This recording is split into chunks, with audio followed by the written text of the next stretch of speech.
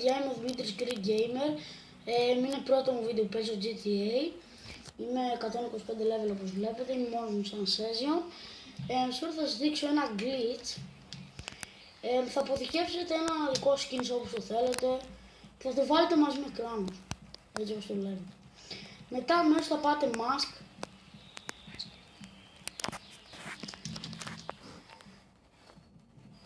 Θα πάτε εδώ μπροστά. Θα πάτε στο Simon.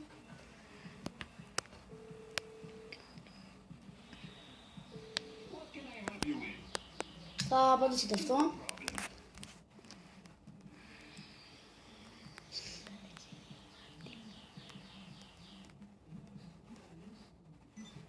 Και αφού σας καλέσει πάτε quick job, random.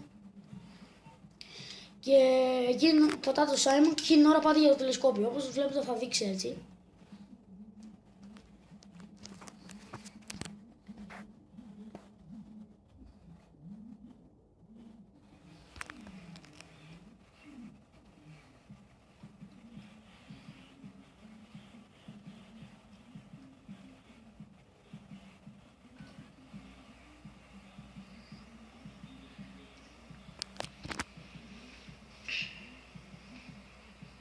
Θα αργήσει λίγο, λογικά.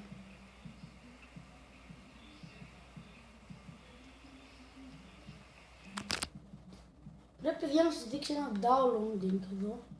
Δεν ξέρω γιατί δεν με έβαλε downloading. Να το. Σας μπορώ να κάνει πιο γρήγορα αν έχετε λίγο καλύτερο internet.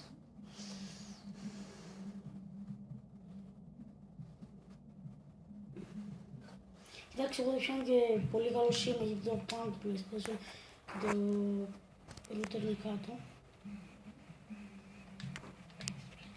Και πάτε έτσι όπως θα σας βγάζει, βλέπετε, και θα πατήσετε για τα inventory, το select πατημένο. Θα πάτε inventory, accessories και θα πάτε στα outfit, hashed. Και όπως βλέπετε παιδιά σας το βγάζει έτσι τον παίκτη. Πήγαινε το αποθηκεύετε.